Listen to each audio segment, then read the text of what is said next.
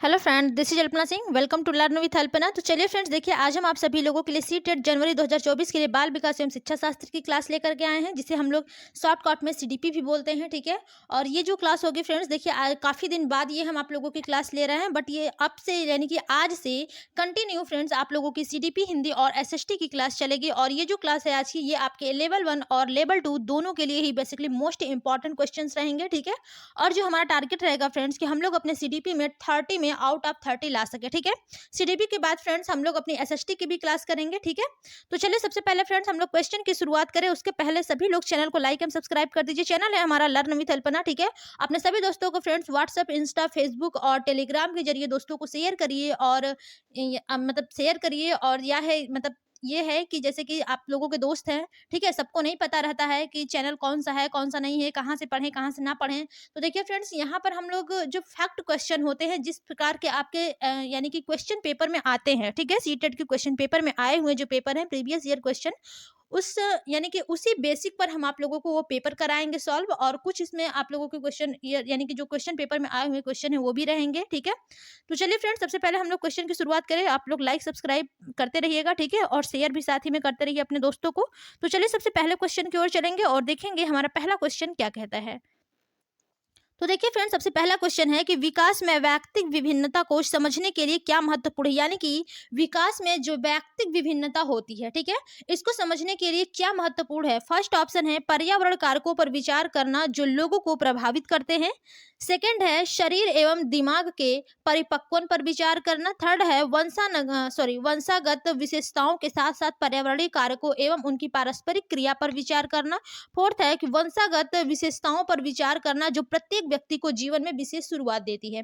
तो देखिए फ्रेंड, जो विकास है इसमें आपकी व्यक्तिक भिन्नता को समझने में के लिए क्या सबसे महत्वपूर्ण होगा। तो जब आप व्यक्तिक विभिन्नता को समझेंगे, ठीक है, तो उसमें सबसे ज्यादा आपका फ्रेंड जो मोस्ट इंपॉर्टेंट होगा कि जो वंशानुगत विशेषता है, इसके साथ साथ आपका जो पर्यावरणीय कारक है एवं उनकी पारस्परिक क्रिया पर विचार करना। ठीक है, ये आपका विकास के में व्यक्तिक विभिन्नता को समझने के लिए सबसे महत्वपूर्ण कारक होगा। ठीक है। तो यानी कि आपका राइट ऑप्शन क्या होगा फ्रेंड्स, ऑप्शन नंबर थर्ड बिल्कुल करेक्ट हो जाएगा। ओके। चलिए अब हम लोग अपने अगले क्वेश्चन की ओर चलते हैं और देखते हैं अगला क्वेश्चन हमारा क्या कहता है। क्वेश्चन है कि निम्नलिखित में से कौन सा विकास का सिद्धांत नहीं है। ध्यान दीजिएगा फ्रेंड्स, यहाँ पर आपसे नॉट वाले क्वेश्चन राइट ऑप्शन होगा। यहाँ पर आपका ऑप्शन नंबर फोर्थ ही बिल्कुल करेक्ट है, क्योंकि देखिए यहाँ पर जो फर्स्ट में दिया है कई प्रकार के दृश्य प्रस्तुतियों का प्रयोग करना। ठीक है, जब बच्चा देख ही नहीं सकता है तो वो कैसे कर पाएगा। ठीक है, तो जो सबसे करेक्ट ऑप्शन होगा ऑप्शन नंबर फोर्थ होगा कि जो स्पष्ट रूप से आप उसे बोलना, स्पर्श कर महसूस करने वाली सामग्रियों का अधिक मात्रा में प्रयोग कराएंगे, क्योंकि जो बच्चा देख नहीं सकता है, ठीक है, तो उसके लिए ये आपका बेस्ट होगा। ओके, राइट ऑप्शन आपका फोर्थ होगा। अगले क्वेश्चन की ओर चलेंगे और देखते हैं हमारा अगला क्वेश्चन क्या कहता है। देखिए क्वेश्चन है फ्रेंड्स कि सहयोगात्मक अधिगम एवं हम उम्र साथियों के द्वारा शिक्षण का एक समावेशी कक्षा में किस प्रकार से उपयोग करना चाहिए। यानी कि जब बात करते हैं सहयोगात्मक अधिगम एवं हम उम्र साथियों के द्वारा, ठीक है, कि शिक्षण का एक समावेशी कक्षा में किस प्रकार से उपयोग करना चाहिए। तो देखिए फ्रेंड्स, इसका सबसे फर्स्ट ऑप्शन है आपका कि सक्रिय रूप से हतोत्साहित करना। देखिए फ्रेंड्स, हतोत्साहित करना ये आपका निगेटिव होगा। ठीक है, अगर यहाँ पर उत्साहित होता तो ये आपका पॉजिटिव हो जाता। ओके, तो ये आपका तो निगेटिव हो गया। सेकेंड ऑप्शन है कि कभी कभी प्रयोग करना चाहिए। ठीक है, थर्ड है कि प्रयोग नहीं करना चाहिए, और आपका फोर्थ है कि सक्रिय रूप से आगे बढ़ना चाहिए। ठीक है, तो देखिए फ्रेंड्स, यहाँ पर जब बात की जा रही है सक्रिय रूप से आगे बढ़ना चाहिए, ठीक है, तो यही आपका जो ऑप्शन होगा ये आपका बिल्कुल करेक्ट हो जाएगा। ओके, तो यहाँ पर जो राइट ऑप्शन बनेगा ऑप्शन नंबर फोर्थ ही बिल्कुल करेक्ट हो जाएगा। ओके फ्रेंड्स, तो चलिए अब हम लोग अपने अगले क्वेश्चन की ओर चलेंगे और देखते हैं अगला क्वेश्चन हमारा क्या कहता है। देखिए क्वेश्चन है कि निम्नलिखित में से कौन सा समावेशी कक्षा में सबसे अधिक महत्वपूर्ण है। आपको बताना है फ्रेंड कि जो समावेशी शिक्षा है उसमें सबसे अधिक महत्वपूर्ण क्या होगा। फर्स्ट ऑप्शन है आपका कि मानकीकृत परीक्षण। देखिए जहां पर मानकीकृत आता है फ्रेंड्स, ये आपका निगेटिव पर्सन होता है। ठीक है, सेकंड है प्रतियोगी अधिगम को बढ़ावा देना। देखिए जब आप प्रतियोगी यानी कि कंपटीशन करते हैं तो ये भी आपका निगेटिव होता है। ठीक है, और थर्ड है कि विशिष्ट शिक्षा योजना, और आपका फोर्थ है कि समरूप निर्देशन। ठीक है, तो यहाँ पर देखिए फ्रेंड, जो समावेशी कक्षा में सबसे अधिक महत्वपूर्ण होगा वो आपका विशिष्ट शिक्षा योजना होगा। ठीक है, यानी कि जो राइट ऑप्शन बनेगा ऑप्शन नंबर थर्ड बिल्कुल करेक्ट हो जाएगा। ओके, चलिए अगले क्वेश्चन की ओर चलते हैं, देखते हैं क्या है क्वेश्चन। देखिए क्वेश्चन है फ्रेंड्स कि अधिगमकर्ताओं एवं उनकी प्राथमिक विशेषताओं के मिलान युग्मों में से निम्नलिखित में से कौन सा सही है। यानी कि जो अधिगमकर्ताएं हैं, ठीक है, एवं उनकी जो प्राथमिक विशेषता है, ठीक है, उनके मिलान युग्मों में से निम्नलिखित में से कौन सा सही है। पहला ऑप्शन है पठन अक्षमता अधिगमकर्ता, ठीक है, ये धारा प्रवाह यानी कि धारा प्रवाह पढ़ने एवं लिखने में कमी होती है, जो कि बिल्कुल सही है फ्रेंड। जो देखिए जो लोग डिसलेक्सिया से ग्रसित होते हैं, ठीक है, उनमें जो धारा प्रभाव पढ़ने लिखने की जो क्षमता होती है उसमें कमी पाई जाती है, ठीक है। और सेकंड है आपका कि सृजनात्मक अधिगमकर्ता अति सक्रिय कार्य को पूरा करने में धीमे होते हैं। बिल्कुल नहीं। देखिए जो सृजनात्मक अधिगमकर्ता होता है वो आप लोगों का प्रतिभाशाली बच्चा होता है, ठीक है, वो धीमे नहीं बल्कि जो उसकी गति होती है फ्रेंड्स कार्य करने की वो बहुत जल्दी होती है, यानी कि बहुत स्पीड में होता है उसका, ठीक है। और थर्ड ऑप्शन है कि अवधानात्मक कमी अधिगमकर्ता, यानी कि इसमें क्या है कि उच्च अभिप्रेरणा लंबे समय तक अवधान बनाए रख सकते हैं, ये भी आपका निगेटिव होगा फ्रेंड्स। और आपका फोर्थ है कि श्रव्य क्षतिग्रस्त अधिगमकर्ता, इसका क्या है कि दृश्य सूचनाओं के का समझ नहीं सकते हैं। तो देखिए फ्रेंड जो लोग श्रव्य क्षतिग्रस्त हैं यानी कि जो लोग सुन नहीं सकते हैं, ठीक है, ऐसा नहीं है कि वो देख कर को समझ भी नहीं सकते हैं, ठीक है। तो यहाँ पर देखिए ये सब गलत होगा। जो सबसे करेक्ट यहाँ पर ऑप्शन होगा फ्रेंड्स वो आपका ऑप्शन नंबर फर्स्ट होगा कि जो अधिगम अक्षमता पद यानी कि दो अलग अलग पदों यानी कि अधिगम अक्षमता से मिलकर बना है, ठीक है। देखिए अधिगम शब्द का फ्रेंड्स आशय होता है सीखने से, ठीक है, और आपका अक्षमता का तात्पर्य होता है क्षमता के भाव या फिर क्षमता की आपकी अनुपस्थिति से, ठीक है। यानी कि सामान्य भाषा में यदि आप अधिगम अक्षमता का तात्पर्य देखेंगे फ्रेंड्स तो वो सीखने क्षमता यानी कि योग्यता की कमी या फिर अनुपस्थिति से होता है, ठीक है। जो पठन अक्षमता होता है फ्रेंड्स वो आपका पठन अक्षमता का अभिप्राय पठन विकार से होना है, ठीक है। और इसके देखिए दो रूप होते हैं, डिसलेक्सिया और एलेक्सिया, ठीक है। तो यहाँ पर जो राइट ऑप्शन बनेगा ऑप्शन नंबर फर्स्ट ही बिल्कुल करेक्ट हो जाएगा। चलिए अब हम लोग अपने अगले क्वेश्चन की ओर चलते हैं। राइट ऑप्शन आपका यहाँ पर फर्स्ट था। क्वेश्चन है कि एक समस्या को मूल एवं अपसारी समाधानों के साथ करने की योग्यता निम्नलिखित में से किसकी एक प्राथमिक विशेषता है, ठीक है। यानी कि एक समस्या को मूल एवं अपसारी समाधानों के साथ करने की योग्यता निम्नलिखित में से किसकी एक प्राथमिक विशेषता है। पहला ऑप्शन है आपका क्षतिग्रस्त बच्चों की, सेकंड है सृजनात्मक बच्चों की, थर्ड है आपका कि अधिगम अशक्तता वाले बच्चों की, और आपका लास्ट आपका फोर्थ है अहम केंद्रित बच्चों की। तो देखिए जो बात की गई है फ्रेंड्स एक समस्या को मूल एवं अपसारी समाधानों के साथ करने की जो योग्यता होती है वो किसमें यानी कि किसकी एक प्राथमिक विशेषता है। तो देखिए फ्रेंड जब आप अपसारी समाधानों की बात करते हैं यानी कि डाइवर्जेंट थिंकिंग की बात करते हैं यानी कि जो मुक्त अंत वाले क्वेश्चन होते हैं, ठीक है, तो यहाँ पर आपका राइट ऑप्शन होगा फ्रेंड्स सृजनात्मक बच्चे, ठीक है, यानी कि जो बच्चा खुद से सृजन कर सके, खुद से निर्माण कर सके, ठीक है, यानी कि जो सृजनात्मक व्यक्ति होता है फ्रेंड्स वह योग्यता है यानी कि जिसके द्वारा वह वस्तु या फिर विचारों का उत्पादन करता है, ठीक है। तो यहाँ पर राइट ऑप्शन आपका सेकंड बिल्कुल करेक्ट हो जाएगा। अगले क्वेश्चन की ओर चलेंगे और देखते हैं हमारा अगला क्वेश्चन क्या कहता है। अच्छा 2 ऑप्शन आपके नीचे दिए गए हैं, चलिए ठीक है हम लोग नीचे ही जाकर के देख लेंगे, ठीक है। देखिए क्वेश्चन है फ्रेंड्स कि निम्नलिखित में से कौन सा एक संरचनात्मक परिवेश के साथ अनुकूलन नहीं हो सकता है, यानी कि कौन सा एक संरचनात्मक परिवेश के साथ अनुकूल नहीं हो सकता है। पहला ऑप्शन है फ्रेंड्स कि विद्यार्थी सहयोगात्मक तरीके से कार्य करते हैं तथा आपस में कार्य केंद्रित वार्ता में लगे रहने के लिए सहयोग दिया जाता है, जो कि बिल्कुल सही होगा फ्रेंड्स। और सेकंड है कि शिक्षक प्रमुख प्रकरणों के संबंध में विद्यार्थियों के विचारों एवं अनुभवों को प्राप्त करते हैं ताकि उनके वर्तमान ज्ञान की पुनर्संरचना या विस्तृत करने के लिए शिक्षण अधिगम की योजना बनाते हैं, जो कि बिल्कुल सही होगा। और आपका थर्ड है कि अध्यापक विशिष्ट सत्रावासन, ठीक है, वसान अध्यापक जो है वो विशिष्ट सत्रावसान मूल्यांकन रणनीतियों को लागू करते हैं तथा प्रतिक्रियाओं के बजाय प्रदर्शन पर फीडबैक देते हैं, ये आपका नेगेटिव होगा फ्रेंड्स, ठीक है। और आपका फोर्थ है कि विद्यार्थियों को जटिल सार्थक एवं समस्या आधारित गतिविधियों में लगे रहने के लिए लगातार अवसर देते हैं, ये भी आपका यहाँ पर पॉजिटिव हो जाएगा, ठीक है। तो जो नहीं होगा फ्रेंड्स वो ऑप्शन नंबर आपका थर्ड ही बिल्कुल करेक्ट होगा क्योंकि हमसे पूछा ही नहीं था। यानी कि फ्रेंड्स देखिए जो एक संरचनावादी शिक्षण अधिगम परिवेश के अंतर्गत आपके जो विद्यार्थी हैं, ठीक है, इनको जटिल सार्थक और समस्या समाधान पर आधारित गतिविधियों में संलग्नता हेतु कार्य के अवसर दिए जाते हैं, ठीक है। जो विद्यार्थी होते हैं उन्हें आमतौर पर इन्हें हल करने की सहयोग विधि प्रयोग करते हैं, ठीक है। और इसके दौरान देखिए जो सुभोग्य शिक्षक होते हैं, ठीक है, वो विद्यार्थियों के अनुभव को आधुनिक शिक्षण प्रविधियों में समावेश है, ठीक है, और विस्तृत शिक्षण अधिगम वाले जो निष्कर्ष है फ्रेंड्स उस पर ये पहुंचते हैं, ठीक है। तो यहाँ पर जो नहीं होगा आपका ऑप्शन नंबर 3 ही है कि यही विकल्प आपका असत्य होगा। ओके, तो चलिए अगले क्वेश्चन की ओर चलते हैं, देखते हैं क्वेश्चन क्या कहता है। देखिए क्वेश्चन है कि एक शिक्षक को विद्यार्थियों को, ठीक है, एक शिक्षक को विद्यार्थियों को डैश निर्धारित करने के लिए प्रोत्साहित करना चाहिए बजाय डैश के। यानी कि जो एक शिक्षक है, ठीक है, वो विद्यार्थियों को किसके यानी कि किसको निर्धारित करने के लिए प्रोत्साहित करना चाहिए बजाय किसके, ठीक है। पहला ऑप्शन है प्रदर्शन लक्ष्य अधिगम लक्ष्य, ठीक है। सेकंड है असफलता से बचने के लिए लक्ष्य अंक लेने के लिए लक्ष्य, और थर्ड है कि अंक लेने के लिए लक्ष्य असफलता से बचने के लिए लक्ष्य, और आपका फोर्थ है अधिगम लक्ष्य और प्रदर्शन लक्ष्य। तो देखिए फ्रेंड, जो एक शिक्षक होता है वो विद्यार्थियों को अधिगम लक्ष्य निर्धारित करने के लिए प्रोत्साहित करना चाहिए और आपका प्रदर्शन लक्ष्य के बजाय, ठीक है। तो जो राइट ऑप्शन होगा फ्रेंड्स, ऑप्शन नंबर आपका फोर्थ ही बिल्कुल करेक्ट हो जाएगा यहाँ पर। यानी कि जो एक शिक्षक है विद्यार्थियों को अधिगम लक्ष्य निर्धारित करने के लिए फ्रेंड्स प्रोत्साहित करना चाहिए बजाय कि प्रदर्शन लक्ष्य के, ठीक है। तो यहाँ पर आपका फोर्थ ऑप्शन बिल्कुल करेक्ट हो जाएगा। अगले क्वेश्चन की ओर चलते हैं और देखते हैं हमारा अगला क्वेश्चन क्या कहता है। देखिए क्वेश्चन है कि निम्नलिखित में से कौन सा अधिगम के सार्थक सरलीकरण के रूप में परिणत नहीं है, यानी कि नहीं होता है। नॉट वाले क्वेश्चन दिए गए हैं कि आपको बताना है कौन सा अधिगम के सार्थक सरलीकरण के रूप में परिणत नहीं होता है। पहला ऑप्शन है आपका दोहराने एवं स्मरण करने को बढ़ावा देना। सेकंड है आपका उदाहरणों एवं गैर उदाहरणों का प्रयोग करना।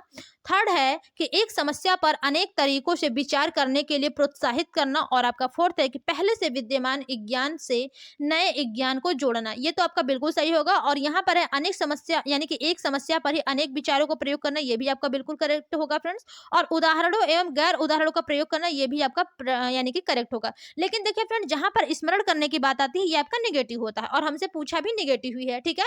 यानी कि जो आपका राइट ऑप्शन होगा ऑप्शन नंबर फर्स्ट होगा, जो कि गलत होगा, ठीक है। यानी कि देखिए जो नहीं होगा वही सही होगा, क्योंकि हमसे पूछा क्या था, नहीं वाला क्वेश्चन, ठीक है। तो यहाँ पर जो राइट ऑप्शन होगा फ्रेंड्स, ऑप्शन नंबर आपका फर्स्ट बिल्कुल करेक्ट होगा। ओके, चलिए अगले क्वेश्चन की ओर चलते हैं और देखते हैं क्वेश्चन क्या कहता है। क्वेश्चन है कि इनमें से कौन सा बाह्य का एक उदाहरण है, ठीक है। आपको बताना है कि बाह्य का एक उदाहरण है। पहला ऑप्शन है फ्रेंड्स कि मैं बहुत अधिक सीखती हूँ जब मैं अपना गृह कार्य करती हूँ। और सेकंड है कि गृह कार्य करने से मैं अपनी अवधारणा को अच्छी तरह से समझ पाती हूँ। थर्ड है कि मैं अपना गृह कार्य पूरा करती हूँ क्योंकि शिक्षक प्रत्येक नियत कार्य के लिए हमें अंक देते हैं। और फोर्थ है, देखिए जहां पर अंक देने के लिए बात आती है फ्रेंड्स, ठीक है, तो ये एक बाह्य के बारे में पूछा, ठीक है, आंतरिक नहीं, बाह्य अभिप्रेरणा के बारे में यहाँ पर हो जाएगा। यहाँ पर अभिप्रेरणा नहीं लिखा, बट यहाँ पर अभिप्रेरणा ही होगा, ठीक है। और फोर्थ है कि मैं अपना गृह कार्य करना पसंद करती हूँ क्योंकि यह बहुत आनंददायक होता है। फ्रेंड देखिए, जब आनंददायक बात आती है तो ये आपकी आंतरिक प्रेरणा होती है, ठीक है। और अच्छी तरह से आप खुद को समझ पाती हैं, ये भी आपका आंतरिक प्रेरणा होगी, यानी कि आप समझ पाते हैं, ठीक है, गृह कार्य करने से, तो ये आपकी खुद की आंतरिक प्रेरणा होगी, ठीक है। और आपका फर्स्ट भी क्या था कि मैं बहुत अधिक सीखती हूँ जब मैं अपना गृह कार्य करती हूँ, ये भी आपका आंतरिक प्रेरणा होगा। लेकिन जब आप अंक लेने के लिए, किसी पुरस्कार को पाने के लिए आप कोई कार्य करते हैं, तो वहां पर वो आपका बाह्य अभिप्रेरणा के अंतर्गत आता है, ठीक है। तो यहाँ पर जो राइट ऑप्शन होगा फ्रेंड्स, आपका ऑप्शन नंबर थर्ड बिल्कुल करेक्ट होगा, क्योंकि यहाँ पर बाह्य अभिप्रेरणा के बारे में पूछा गया है, ठीक है। तो इसलिए आपका राइट ऑप्शन आपका थर्ड ही बिल्कुल करेक्ट हो जाएगा। चलिए अगले क्वेश्चन की ओर चलते हैं और देखते हैं अगला क्वेश्चन हमारा क्या कहता है। देखिए क्वेश्चन जो है वो थोड़े से इसके ऑप्शन जो है वो नीचे दिए गए हैं, कोई बात नहीं, हम लोग जाके देख लेंगे। क्वेश्चन है कि एक प्राथमिक कक्षा कक्ष में एक शिक्षक को क्या करना चाहिए, ठीक है, यानी कि एक प्राथमिक कक्षा कक्ष में शिक्षक को क्या करना चाहिए। पहला ऑप्शन है केवल गैर उदाहरण देने चाहिए। देखिए जब केवल वर्ड आता है फ्रेंड्स, तो ये आपका निगेटिव होता है, ओके। और सेकेंड ऑप्शन है कि उदाहरण एवं गैर उदाहरण दोनों देने चाहिए, बिल्कुल सही होगा। और थर्ड है कि उदाहरण या गैर उदाहरण दोनों नहीं देने चाहिए, ऐसा तो बिल्कुल नहीं है। और फोर्थ है कि केवल उदाहरण, तो देखिए जब केवल वर्ड आता है तो ये आपका निगेटिव होगा। जो राइट ऑप्शन होगा फ्रेंड्स कि एक प्राथमिक कक्षा कक्ष में एक शिक्षक को उदाहरण एवं गैर उदाहरण दोनों देना चाहिए, ठीक है। तो जो राइट ऑप्शन होगा फ्रेंड्स, ऑप्शन नंबर आपका सेकंड बिल्कुल करेक्ट होगा, ओके। चलिए अब हम लोग अपने अगले क्वेश्चन की ओर चलते हैं और देखते हैं हमारा अगला क्वेश्चन क्या कहलाता है। क्वेश्चन है कि निम्नलिखित रणनीतियों में से कौन सी बच्चों में अर्थ निर्माण को बढ़ावा देगी, ठीक है, यानी कि बच्चों में जो अर्थ निर्माण को बढ़ावा देगी उसको आपको बताना है। पहला ऑप्शन है सूचनाओं का संचरण, ठीक है। सेकंड है दंडात्मक साधनों का प्रयोग करना। थर्ड है समरूप एवं मानकीकृत परीक्षण, मानकीकृत रूप तो बिल्कुल नहीं होगा, और दंड देकर आप साधनों का प्रयोग करेंगे फ्रेंड्स, ये भी आपका निगेटिव होगा। और आपका फोर्थ है कि अन्वेषण एवं परिचर्चा। तो देखिए फ्रेंड, जहां पर अन्वेषण आ जाती है कि बच्चा खुद से खोज करके वो कुछ भी सीखता है, ठीक है, यानी कि अर्थ निर्माण करता है, तो वो आपका सबसे पॉजिटिव होगा, बाकी कुछ आपको ध्यान देना नहीं है, ठीक है। तो यहाँ पर जो राइट ऑप्शन होगा फ्रेंड्स, ऑप्शन नंबर फोर्थ बिल्कुल करेक्ट होगा, कि जो बच्चों में अर्थ निर्माण संबंधी रणनीतियां होती है फ्रेंड्स, उसमें अन्वेषण विधि और परिचर्चा प्रक्रिया जो होती है वो सबसे सटीक सिद्ध हुई है, ठीक है। तो यहाँ पर जो राइट ऑप्शन होगा, ऑप्शन नंबर आपका फोर्थ बिल्कुल करेक्ट हो जाएगा। अगले क्वेश्चन की ओर चलते हैं और देखते हैं हमारा अगला क्वेश्चन क्या कहता है। देखिए क्वेश्चन है फ्रेंड्स कि निम्नलिखित में से कौन प्रभावी अधिगम रणनीतियों के उदाहरण हैं, यानी कि जो प्रभावी रणनीतियों के अधिगम का उदाहरण है उसको आपको बताना है। पहला ऑप्शन है लक्ष्य एवं समय सारणी निर्धारित करना, बिल्कुल सही है फ्रेंड। देखिए जो प्रभावी अधिगम होता है उसमें आप अपने लक्ष्य को ध्यान देते हैं और उसके लिए एक समय सारणी निर्धारित करते हैं, ठीक है, जो कि बिल्कुल सही है। और सेकंड है कि संगठनात्मक चार्टों एवं अवधारणात्मक नक्शे बनाना, ये भी आपका बिल्कुल सही है। देखिए जो आपके कॉन्सेप्ट होते हैं, ठीक है, और जो आपके संगठनात्मक चार्ट होते हैं उसके आप नक्शे बनाएंगे तो जो ये आपका प्रभावी अधिगम होगा ये आपका बहुत अच्छी तरीके से होगा, ठीक है। और थर्ड है कि उदाहरण एवं गैर उदाहरणों के बारे में सोचने। देखिए बहुत बिल्कुल सही है कि जो उदाहरण है वो तो ठीक है, लेकिन जो गैर उदाहरण है उसके बारे में भी सोचना यहाँ पर प्रभावी अधिगम को ये यानी कि बेस्ट तरीका है, ठीक है, ये रणनीति का बेस्ट उदाहरण होगा ये। और फोर्थ है कि हम उम्र साथी को समझना। देखिए जहां पर समझने की बात आती है फ्रेंड्स, ये तो आपका पॉजिटिव होता है, आप जानते ही हैं। और फाइव है यानी कि पांचवा आपका ऑप्शन है कि स्वयं से प्रश्न करना, ठीक है, जो कि जो स्वयं से प्रश्न करते हैं यानी कि स्वयं अन्वेषण करते हैं, स्वयं मतलब यानी कि खुद की खोज करते हैं, ठीक है। तो ये आपका बिल्कुल पॉजिटिव आंसर होता है। तो देखिए फ्रेंड्स, जो 1 2 3 4 5 ये पांचों ही आपके बिल्कुल करेक्ट ऑप्शन है, यानी कि राइट ऑप्शन आपका थर्ड होगा, बिल्कुल करेक्ट। ओके, चलिए अगले क्वेश्चन की ओर हम लोग चलेंगे। आई होप आप लोगों को क्वेश्चन सारे समझ में आ रहे होंगे, ठीक है। देखिए ये भी क्वेश्चन जो है कि थोड़े से लंबे हैं, कोई बात नहीं, हम लोग ध्यान देंगे। क्वेश्चन है कि संरचनात्मक ढांचे में बच्चे को किस रूप में देखा जाता है, ठीक है। यानी कि जो संरचनात्मक ढांचे होते हैं फ्रेंड्स, इसमें जो बच्चे होते हैं इनको किस रूप में देखा जाता है। पहला ऑप्शन है कोरी पट्टिया या खाली स्लेट जिसके जीवन को अनुभव के द्वारा पूर्ण रूप से आकार दिया जाता है। सेकंड है एक निष्क्रिय प्राणी जिसे अनुबंधन, ठीक है, यानी कि कंडीशनिंग फॉर्म, ठीक है, अनुबंधन के द्वारा किसी भी रूप में आकार दिया जा सकता है तथा ढाला जा सकता है। थर्ड है एक समस्या समाधान करने वाला तथा वैज्ञानिक अन्वेषक के रूप में, ठीक है। और आपका फोर्थ ऑप्शन है कि लघु वयस्क के रूप में जो सभी पक्षों से आकार, संज्ञान तथा संवेग में वयस्क की तुलना में कम हो। देखिए तुलना करना फ्रेंड्स यहाँ पर नेगेटिव होता है। सबसे अच्छा आपके लिए एक ऑप्शन दिया गया है, देखिए वैज्ञानिक अन्वेषक, यानी कि खोज करने की बात की गई है, समस्या समाधान करने वाले के बारे में, ठीक है। तो यही आपका फ्रेंड्स बिल्कुल करेक्ट होगा। बाकी आप लोगों को ऑप्शन पे बिल्कुल ध्यान नहीं देना है, जहां पर आपको ऑप्शन मिल जाता है वो आपका राइट ऑप्शन बिल्कुल करेक्ट हो जाता है, ठीक है। तो यानी कि देखिए जो संरचनावादी संकल्पना होते हैं, ठीक है, वो फ्रेम के अंतर्गत जो बच्चे होते हैं या फिर वो विद्यार्थियों को समस्या का समाधान करता और वैज्ञानिक व अन्वेषक रूप में विचार जाता है, ठीक है। तो यहाँ पर राइट ऑप्शन आपका थर्ड होगा, बिल्कुल करेक्ट। अगले क्वेश्चन की ओर चलेंगे। 2 ऑप्शन आपके नीचे दिए गए, हम लोग वहीं पे जाके देखेंगे, ठीक है। क्वेश्चन है कि अपनी कक्षा में सहयोगात्मक अधिगम का प्रयोग करते समय एक शिक्षक की भूमिका किस प्रकार की होती है। यानी कि अपनी कक्षा में सहयोगात्मक अधिगम का प्रयोग करते समय जो एक शिक्षक की भूमिका होती है वो किस प्रकार की होती है। पहला ऑप्शन है कक्षा को छोड़ देना तथा बच्चों को स्वयं कार्य करने देना, ठीक है। तो ऐसा बिल्कुल नहीं कि आप क्लास को छोड़ देंगे और बच्चे स्वयं से कार्य करेंगे, ठीक है, सहयोगात्मक अधिगम की बात की जा रही है। सेकंड है कि सहयोगात्मक होना तथा प्रत्येक समूह की निगरानी करना। हाँ, ये हो सकता है कि आप बच्चों की सहयोगात्मक यानी कि करेंगे तो वहां पर सहयोगात्मक हो सकते हैं और जो प्रत्येक समूह है उसकी आप निगरानी कर सकते हैं, ठीक है। और थर्ड ऑप्शन है कि उस समूह का सहयोग करना जिसमें होनहार एवं प्रतिभाशाली बच्चे। ऐसा बिल्कुल नहीं है कि आप केवल होनहार और प्रतिभाशाली बच्चों की देखभाल करेंगे, बाकी बच्चों को छोड़ देंगे, ठीक है। तो ये भी आपका निगेटिव होगा फ्रेंड्स। फोर्थ है कि एक मूक दर्शक होना ताकि बच्चे जो करना चाहते हैं उन्हें करने देना। ऐसा बिल्कुल नहीं है कि आप एक मूक दर्शक होंगे, ठीक है।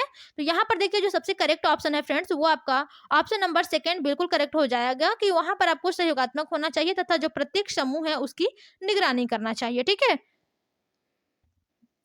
तो यहाँ पर जो सबसे करेक्ट ऑप्शन होगा फ्रेंड्स वो आपका क्या हो जाएगा, ऑप्शन नंबर सेकंड बिल्कुल करेक्ट हो जाएगा, ठीक है। चलिए अगले क्वेश्चन की ओर चलेंगे और देखते हैं अगला क्वेश्चन जो है वो क्या कहता है। क्वेश्चन है कि बच्चों की गलतियां एवं भ्रांत धारणाएं डैश, ठीक है, यानी कि जो बच्चों की गलतियां हैं एवं भ्रांत धारणाएं हैं क्या है। पहला ऑप्शन है शिक्षण अधिगम प्रक्रिया के लिए रुकावट एवं विघ्न है। सेकंड है शिक्षण अधिगम प्रक्रिया में अनदेखी करनी चाहिए, ऐसा बिल्कुल नहीं है कि हम आप उसको छोड़ देंगे, अनदेखी करेंगे और रुकावट और विघ्न है, ऐसा बिल्कुल नहीं है। ठीक है, बच्चों की जो गलतियां होती है वो भ्रांतियां जो होती है, देखिए गलतियां सबसे होती है फ्रेंड्स, लेकिन इसका ये मतलब नहीं है कि वो वहां पर रुकावट डाल रहा है या फिर विघ्न डाल रहा है शिक्षण अधिगम प्रक्रिया में। ठीक है, और आपका थर्ड है कि सूचित करती है कि बच्चों की क्षमताएं वयस्कों की तुलना में बहुत निम्न स्तर की है, ऐसा बिल्कुल नहीं है कि जो बच्चे होते हैं, ठीक है, उनकी क्षमताएं जो होती है वो वयस्कों की तुलना में, देखिए जहां पर तुलना वर्ड ही आ गया ये आपका निगेटिव हो जाएगा। ओके, और फोर्थ ऑप्शन है कि शिक्षण अधिगम प्रक्रिया में एक महत्वपूर्ण कदम है, जो कि बिल्कुल सही है। देखिए गलतियों से ही आप सीखते हैं, तो ये जो गलतियां होती हैं यानी कि जो त्रुटियां होती हैं, ठीक है, और जो आपकी भ्रांत धारणाएं होती हैं फ्रेंड्स, ये अधिगम प्रक्रिया में एक महत्वपूर्ण कदम है। ठीक है, तो यहाँ पर जो राइट ऑप्शन होगा फ्रेंड्स, ऑप्शन नंबर फोर्थ ही बिल्कुल करेक्ट हो जाएगा। ओके, चलिए अगले क्वेश्चन की ओर चलते हैं, देखते हैं क्वेश्चन क्या कहता है। देखिए क्वेश्चन है कि पियाजे के अनुसार विशिष्ट मनोवैज्ञानिक संरचनाएं यानी कि अनुभव से सही अर्थ निकालने के व्यवस्थित तरीके, ठीक है, को क्या कहा जाता है। यानी कि पियाजे के अनुसार जो विशिष्ट मनोवैज्ञानिक संरचनाएं हैं, ठीक है, इसको क्या कहा जाता है। यानी कि जो अनुभव से सही अर्थ निकालने के जो व्यवस्थित तरीके होते हैं उसको क्या कहते हैं। पहला ऑप्शन है आपका स्कीमा, दूसरा है प्रतिमान, थर्ड है आपका मानसिक मैप और फोर्थ है आपका मानसिक उपकरण। तो देखिए फ्रेंड्स, यहाँ पर जो सबसे करेक्ट ऑप्शन होगा वो आपका क्या हो जाएगा, ऑप्शन नंबर फर्स्ट स्कीमा। देखिए फ्रेंड, जो व्यक्ति होता है या फिर बालक होता है उसके मन मस्तिष्क में जो उदित निर्मित जो आपके विचार होते हैं, ठीक है, जो विचारों के बिंदु होते हैं उनको पुंज को ही हम स्कीमा कहते हैं, जिससे कि किसी संकल्पना यानी कि रूपायित या फिर व्याख्यायित होती है, जो आपके मनोवैज्ञानिक शिक्षाविद जीन पियाजे ने अधिगम की आत्मसातीकरण के दौरान एवं उसके उपरांत इस विचार की महत्ता पर जोर दिया था। तो यहाँ पर जो राइट ऑप्शन होगा फ्रेंड्स, ऑप्शन नंबर फर्स्ट ही बिल्कुल करेक्ट होगा, यानी कि स्कीमा। ठीक है, तो चलिए अब हम लोग अपने अगले क्वेश्चन की ओर चलते हैं और देखते हैं अगला क्वेश्चन हमारा क्या कहता है। देखिए क्वेश्चन है फ्रेंड्स कि एक उचित प्रश्न या फिर सुझाव, ठीक है, एक उचित प्रश्न या सुझाव के द्वारा बच्ची की समझ को उस बिंदु से बहुत आगे ले जाया जा सकता है जिस पर वह अकेले पहुंच सकती है। ठीक है, तो निम्नलिखित में से कौन सी संरचना उपभोक्ता कथन को प्रकाशित करती है। पहला ऑप्शन है आपका साम्य धारण, सेकंड है आपका संरक्षण, थर्ड है आपका बुद्धि और फोर्थ है आपका समीपस्थ निकटस्थ। ठीक है, तो यहाँ पर समीपस्थ निकट यानी कि निकटस्थ जो विकास होता है उसका क्षेत्र। तो देखिए फ्रेंड, जब आप एक उचित प्रश्न या फिर सुझाव दे रहे हैं, ठीक है, उसके द्वारा जो बच्ची है उसकी समझ को उस बिंदु से आगे ले जाया जा सकता है जिस पर वह अकेले पहुंच सकती है। तो यहाँ पर कौन सी संरचना उपरोक्त कथन को प्रकाशित करती है। तो देखिए फ्रेंड, जो आपका समीपस्थ विकास का क्षेत्र होता है यानी कि जेडपीडी जिसे हम लोग कहते हैं, ठीक है, वही आपका बिल्कुल करेक्ट ऑप्शन होगा, यानी कि जोन ऑफ प्रॉक्सिमल डेवलपमेंट। ठीक है, यहाँ पर देखिए फ्रेंड, जो वाइगोत्स्की होते हैं, ठीक है, उनके अनुसार जो समीपस्थ विकास का क्षेत्र होता है फ्रेंड्स, उसमें जो बच्चे हैं उनके द्वारा स्वतंत्र रूप से किए जा सकने वाले यानी कि जो सहायता के साथ करने वाले कार्य के बीच जो अंतर होता है, ठीक है, तो यहाँ पर जो वाइगोत्स्की है फ्रेंड्स, इन्होंने शिक्षक के रूप में अनुभव के दौरान में यह जाना है कि जो बालक है वो अपने वास्तविक विकास स्तर से आगे जाकर समस्याओं का समाधान कर सकते हैं यदि उन्हें थोड़ा सा निर्देश मिल जाए। ठीक है, तो इसी स्तर को फ्रेंड्स वाइगोत्स्की जो है उन्होंने संभावित विकास कहा है। ठीक है, यानी कि विकास के वास्तविक विकास स्तर और संभावित विकास स्तर के बीच अंतर या फिर क्षेत्र को वाइगोत्स्की के निकटतम विकास का क्षेत्र कहा है। ठीक है, तो जो राइट ऑप्शन होगा फ्रेंड्स, ऑप्शन नंबर आपका फोर्थ बिल्कुल करेक्ट हो जाएगा। अगले क्वेश्चन की ओर चलते हैं, देखते हैं अगला क्वेश्चन हमारा क्या कहता है। सॉरी, क्वेश्चन है कि ले वाइगोत्स्की के अनुसार, ठीक है, ले वाइगोत्स्की के अनुसार आधारभूत मानसिक क्षमताओं को मुख्य रूप से किसके द्वारा उच्चतर संज्ञानात्मक प्रक्रियाओं में बदला जाता है। पहला ऑप्शन है सामाजिक परस्पर क्रिया, सेकंड है उत्दीपन अनुक्रिया संबंध, थर्ड है अनुकूलन एवं संगठन और फोर्थ है आपका पुरस्कार एवं दंड। तो देखिए फ्रेंड, जब ले वाइगोत्स्की की बात आए, ठीक है, जब ले वाइगोत्स्की की बात आए और आपके ऑप्शन में आपका सामाजिक वर्ड मिल जाए, ठीक है, यानी कि सामाजिक वर्ड कहीं भी मिल जाता है तो वो आपका पॉजिटिव हो जाता है। तो यहाँ पर राइट ऑप्शन आपका फर्स्ट होगा, यानी कि सामाजिक पारस्परिक क्रिया। ठीक है, तो बिल्कुल करेक्ट आपका ये ऑप्शन नंबर फर्स्ट होगा, इसके बारे में ज्यादा आपको सोचना नहीं है, बिल्कुल करेक्ट ऑप्शन को टिक कर देना है सामाजिक वाले वर्ड को। ठीक है, चलिए अगले क्वेश्चन की ओर चलेंगे और देखते हैं हमारा अगला क्वेश्चन क्या कहता है। देखिए क्वेश्चन है कि निम्नलिखित में से कौन ठीक है, निम्नलिखित में से कौन सा विकास एवं अधिगम के बीच संबंध को सही तरीके से सूचित करता है? पहला ऑप्शन है अधिगम विकास का ध्यान किए बिना घटित होता है। ऐसा बिल्कुल नहीं है कि आपका अधिगम विकास जो यानी कि अधिगम है वो विकास का ध्यान किए बिना ही घटित हो जाता है। सेकंड है कि अधिगम की दर विकास की दर से काफी अधिक होती है। ऐसा भी बिल्कुल नहीं है। ठीक है, और थर्ड ऑप्शन है फ्रेंड्स कि जो विकास है, ठीक है, विकास एवं अधिगम अंतः संबंधित और अंतः निर्भर होते हैं। और फोर्थ है कि विकास एवं अधिगम संबंधित नहीं है। ऐसा बिल्कुल नहीं है। देखो, जो विकास है फ्रेंड्स और जो अधिगम होते हैं ये दोनों ही एक दूसरे से अंतः संबंधित होते हैं। ठीक है, तो देखिए जो राइट ऑप्शन होगा फ्रेंड्स, ऑप्शन नंबर थर्ड होगा कि जो विकास है और जो आपका अधिगम है यह अंतः संबंधित और अंतः निर्भर होते हैं। ठीक है, तो राइट ऑप्शन आपका थर्ड बिल्कुल करेक्ट हो जाएगा। चलिए अगले क्वेश्चन की ओर चलते हैं और देखते हैं हमारा अगला क्वेश्चन क्या कहता है। देखिए क्वेश्चन है फ्रेंड्स कि निम्नलिखित में से कौन सा मूर्त संक्रियात्मक अवस्था के प्रमुख कौशलों में से एक है? मूर्त संक्रियात्मक की बात की गई है फ्रेंड्स, यानी कि जब आपकी अवस्था होती है 7 से 11 वर्ष की। ठीक है, तो यहाँ पर आपका मूर्त संक्रियात्मक अवस्था होती है, यानी कि पहला ऑप्शन है फ्रेंड्स इसमें कि सुरक्षित रखने की योग्यता, सेकंड है परिकल्पित निगमनात्मक तर्क, और आपका थर्ड है कि द्वितीयक वर्तुल प्रतिक्रियाएं। ठीक है, और फोर्थ है आपका कि जीवात्मक चिंतन। तो देखिए फ्रेंड, जो मूर्त संक्रियात्मक अवस्था होती है इसमें जो प्रमुख कौशल होते हैं उनमें से एक होता है सुरक्षित रखने की योग्यता। देखिए जो मूर्त संक्रियात्मक अवस्था होता है फ्रेंड्स, इसमें बालक जो होता है वो विद्यालय जाना प्रारंभ कर देता है। ठीक है, और वस्तुओं जो होती हैं उनके घटनाओं के बीच में समानता भिन्नता समझने की क्षमता उत्पन्न हो जाती है उसमें। ठीक है, और इसी अवस्था में फ्रेंड्स बालकों में संख्या बोध, वर्गीकरण, क्रमानुसार व्यवस्था, ठीक है, किसी भी वस्तु व्यक्ति के मध्य पारस्परिक संबंध का ज्ञान भी हो जाता है। ठीक है, और वह फ्रेंड्स तर्क भी कर सकता है। संक्षेप में वह अपने चारों ओर के पर्यावरण के साथ अनुकूलन करने के लिए अनेक नियम को सीख लेता है। ठीक है, तो यहाँ पर जो राइट ऑप्शन होगा फ्रेंड्स, ऑप्शन नंबर फर्स्ट ही बिल्कुल करेक्ट होगा। ओके, चलिए अगले क्वेश्चन की ओर चलेंगे और देखेंगे हमारा अगला क्वेश्चन क्या कहता है। देखिए क्वेश्चन है फ्रेंड्स जीन पियाजे से संबंधित है कि जीन पियाजे एवं लेव वाइगोत्स्की जैसे संरचनावादी अधिगम को किस रूप में देखते हैं? यानी कि जो जीन पियाजे हैं और आपके जो लेव वाइगोत्स्की साहब है, ठीक है, इन दोनों ही संरचनावादी अधिगम को किस रूप में देखते हैं? पहला ऑप्शन है आपका प्रतिक्रियाओं का अनुबंधन, सेकंड है निष्क्रिय आवृत्ति प्रतिक्रिया, और थर्ड है कि सक्रिय विनियोजन से अर्थ निर्माण की प्रक्रिया, और फोर्थ है कौशलों का अर्जन। तो देखिए फ्रेंड्स, हमने आपको पहले ही बताया जहां पर सक्रिय वर्ड आ जाए वो आपका पॉजिटिव आंसर बन जाता है। ठीक है, तो यानी कि थर्ड ऑप्शन जो होगा वो आपका बिल्कुल करेक्ट हो जाएगा। ओके, चलिए अगले क्वेश्चन की ओर चलते हैं और देखते हैं। देखिए हम आप लोगों को ट्रिक और तुक्का लगाने का आसान तरीका बताते हैं कि जब आप लोगों को समझ में नहीं आए तो आप लोग क्या करें। ठीक है, तो इसलिए हम आप लोगों को सब कुछ बताते चलते हैं। देखिए अगला क्वेश्चन है कि समाचार पत्रों से कहानियों एवं कतरनों का चयन करना एवं प्रस्तुत करना जो पुरुष एवं महिलाओं, ठीक है, दोनों को गैर परंपरागत भूमिकाओं में चित्रित करते हैं, निम्नलिखित में से किसके लिए एक प्रभावी रणनीति है? यानी कि जो समाचार पत्र हैं, ठीक है, उनमें से कहानियों एवं जो कतरनों का चयन करना एवं प्रस्तुत करना कि जो पुरुष एवं महिलाओं दोनों को गैर परंपरागत भूमिकाओं में चित्रित करते हैं, तो निम्नलिखित में से किसके लिए एक यानी कि किसके लिए एक प्रभावी रणनीति है? ठीक है, पहला ऑप्शन है लैंगिक यानी कि जेंडर स्थिरता को बढ़ाने के लिए, सेकंड है रूढ़िवादी लैंगिक यानी कि रूढ़िवादी जेंडर भूमिकाओं को प्रोत्साहन देने के लिए, थर्ड है कि लैंगिक रूढ़ियों का सामना करने के लिए, और फोर्थ है कि लैंगिक पक्षपात को बढ़ाने के लिए। तो यहाँ पर आपका राइट ऑप्शन क्या होगा फ्रेंड्स? ऑप्शन नंबर थर्ड बिल्कुल करेक्ट हो जाएगा कि यहाँ पर जेंडर रूढ़ियों का सामना करने के लिए। ठीक है, क्योंकि देखिए फ्रेंड जो बात कही गई है कि जो समाचार पत्र हैं, ठीक है, उनसे कहानियों एवं कथनों का चयन करिए और प्रस्तुत करना कि जो पुरुष एवं महिलाओं दोनों को गैर परंपरागत भूमिकाओं में चित्रित करता है, दोनों को ही। ठीक है, ये आपका फ्रेंड जो जेंडर रूढ़ियां हैं इनका सामना करने के लिए। ठीक है, तो यही आपका बिल्कुल करेक्ट यहाँ पर ऑप्शन हो जाएगा, यानी कि ऑप्शन नंबर थर्ड हो जाएगा करेक्ट। अगले क्वेश्चन की ओर चलेंगे और देखेंगे अगला क्वेश्चन हमारा क्या कहता है। देखिए ये वाला भी क्वेश्चन थोड़े से लॉन्ग है, समझिएगा क्वेश्चन क्या है। क्वेश्चन है कि निम्नलिखित वर्णन को पढ़िए तथा कोहल वर्ग के नैतिक तर्क की अवस्था को पहचानिए। ठीक है, यानी कि आपको कोहल वर्ग के जो नैतिक अवस्था है उसके बारे में पहचानना है। देखिए वर्णन किया गया है कि अंतःकरण के स्वचयनित नैतिक सिद्धांतों के द्वारा सही कार्य परिभाषित किया जाता है जो कानून एवं सामाजिक समझौते पर ध्यान दिए बिना संपूर्ण मानवता के लिए वैध होता है।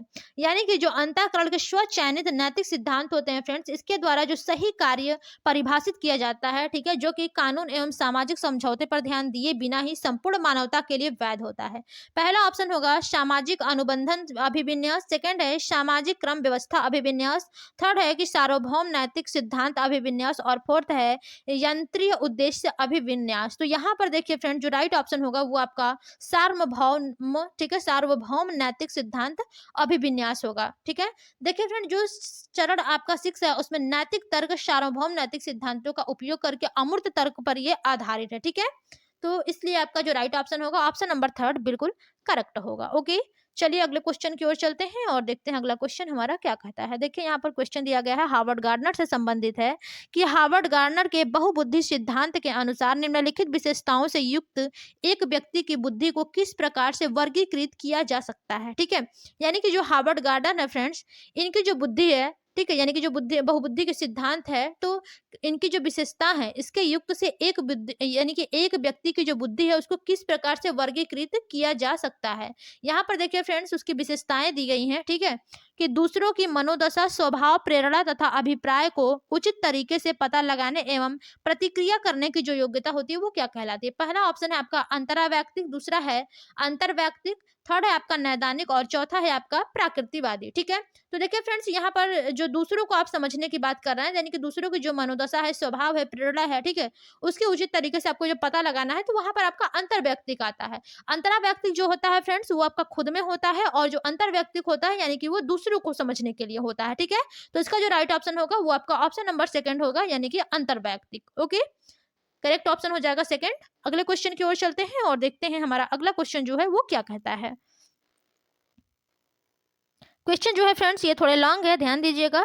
देखिए क्वेश्चन है कि बच्चों के मूल्यांकन के लिए निम्नलिखित में से कौन से कारण होने चाहिए। ठीक है, जो बच्चों के फ्रेंड्स मूल्यांकन है उसमें से कौन से कारण होने चाहिए। पहला है कि बच्चों को गैर उपलब्धि वाले, निम्न उपलब्धि वाले, औसत एवं उच्च उपलब्धि वाले के रूप में अलग करना एवं नाम देना। हमने आपको पहले ही बताया फ्रेंड, जहां पर आप लोगों को ग्रुप में अलग अलग कर दिया जाए या फिर आपको नामित कर दिया जाए, तो वो जो ऑप्शन होता है वो आपका निगेटिव होता है। ठीक है, और सेकंड है कि कक्षा में शिक्षण अधिगम प्रक्रियाओं में सुधार करना, ये तो बिल्कुल सही होगा।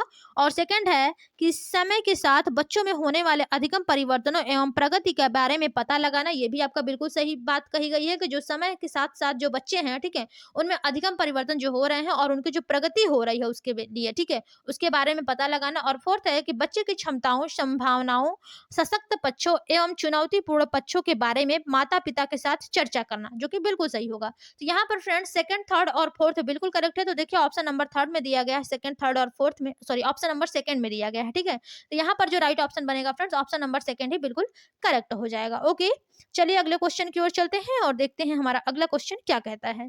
देखिए क्वेश्चन है कि निम्नलिखित में से कौन बच्चे के समाजीकरण में एक महत्वपूर्ण भूमिका अदा करते हैं। ठीक है, आपको बताना है कि कौन बच्चे के समाजीकरण में एक महत्वपूर्ण भूमिका अदा करता है। पहला ऑप्शन है फ्रेंड्स मीडिया, दूसरा है विद्यालय, तीसरा है परिवार और चौथा है आपका पास पड़ोस। ठीक है, तो देखिए फ्रेंड्स ये चारों ही आपके जो, यानी कि जो मीडिया है, विद्यालय है, परिवार है, पास पड़ोस है, ठीक है, ये चारों ही आपके समाजीकरण की महत्वपूर्ण भूमिका अदा करते हैं बच्चे के लिए। ठीक है, तो जो राइट ऑप्शन होगा फ्रेंड्स ऑप्शन नंबर थर्ड बिल्कुल करेक्ट हो जाएगा।